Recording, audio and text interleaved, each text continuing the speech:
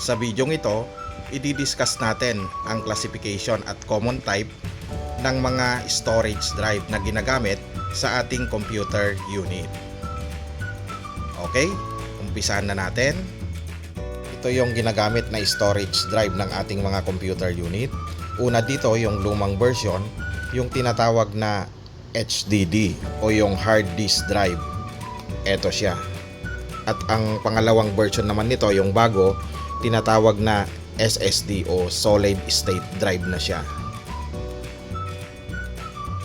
Itong HDD o hard disk drive, merong disk na umiikot sa loob. Samantalang itong SSD o solid state drive, wala na siyang disk na umiikot sa loob dahil purong mga electronic parts na lang ang nasa loob naman nito. At merong dalawang type din ang ating mga storage drive. Yung una tinatawag nating internal drive at yung pangalawa tinatawag na nating external drive.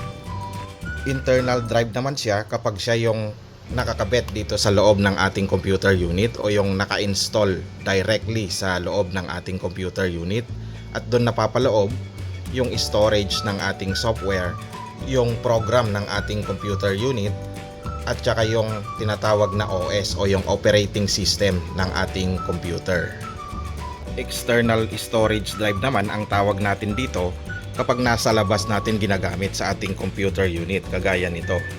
Gumagamit lang tayo ng cord para i-plug natin siya at ito yung cord natin, yung port naman nito ay USB type. Plina-plug lang natin ito sa ating computer unit para ma-access natin at maitago yung mga important files naman natin kagaya ng mga PDF documents, mga pictures at lahat ng ating mga electronic files. Ito yung itsura ng ating external HDD o yung hard disk drive. Medyo mas malaki siya kaysa sa solid state drive.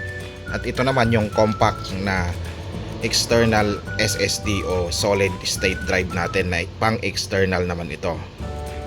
Ito naman yung itsura ng ating internal storage drive para sa ating computer unit. Makikita natin meron siyang dalawang terminal block. Yung isang terminal block nito, ito yung power at itong kabilang terminal block, ito naman yung data. Itong power niya meron siyang 15 pins at saka yung pang data naman nito meron siyang 7 pins dahil directly ito na naka-install sa loob ng ating computer unit. At pwede rin natin siyang gamiting external storage drive. Gagamitan lang natin siya ng SATA cable adapter. Ito naman yung SATA cable adapter natin. Ito yung ipa-plug natin dito sa kanyang power terminal block at saka yung data niya, no? Ito naman yung cord niya papunta sa ating computer unit na USB port. Okay, ganito yung magiging itsura na niya kapag gagamitin natin siya bilang isang external. Yan, nakakabit na yung ating SATA cable naman dito. Yan, dito siya nag-connect sa kanyang mga terminal block. Okay? Pwede rin natin siyang gamitan ng external housing para magamit natin siyang external drive. Ito naman yung housing na gagamitin natin. Bubuksan lang natin na ganyan. At saka dito natin ipapasok yung ating external storage drive.